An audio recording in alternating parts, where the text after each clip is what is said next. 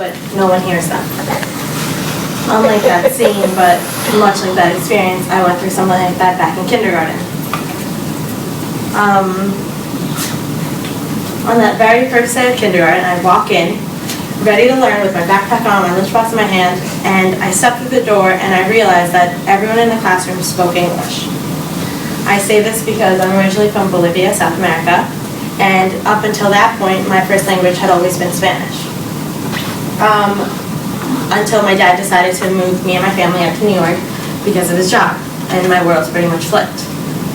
So I walk in that day into my classroom and I sit down, and all I remember are these kids crowding around me, just saying all these different things, and I had no idea what they were, and I had no way of communicating with them. All I saw from my perspective was just mouthing different things, and I resorted to smiling and waving, sort of. So coming in, my parents knew English, but me and my younger brother didn't, so life was pretty rough for us back then. Now, what is bilingual education? Bilingual education is learning a second language aside from the dominant speaking language of that country, which in this case would be English. Now, I understand that English is the main language of this country, so why should we learn another language? Well, it's pretty much, there's more and more immigrants coming to the United States every day, so we have to be able to communicate with them as well and keep up.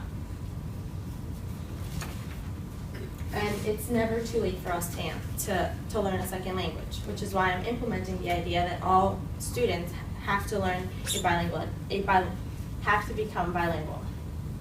It's been researched that bilingualism gives you a linguistic and cognitive advantage. So in other words, it makes you smarter, I guess.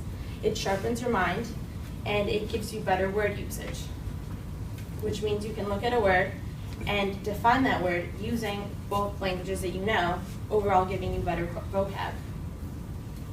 Aside from just sharpening our minds, learning another language opens so many other doors. One of them being job opportunities. Now, like I said before, with more and more immigrants coming, we can't afford to have a language barrier. We need to be able to communicate with them as well. Just as much as they need to learn English, we need to, learn a second language and learn how to communicate with them. And now it's been said that business companies are more opted to hire a bilingual speaking person rather than a monolingual who only speaks one language, because they want to hire someone that can relate to all their customers and not just communicate with one group of people but a variety of different ones. So learning a second language will actually help you socialize with a whole diverse group of people, which leads to my other point. Being bilingual will not only help you relate to all sorts of people, but teach you about the culture of that language.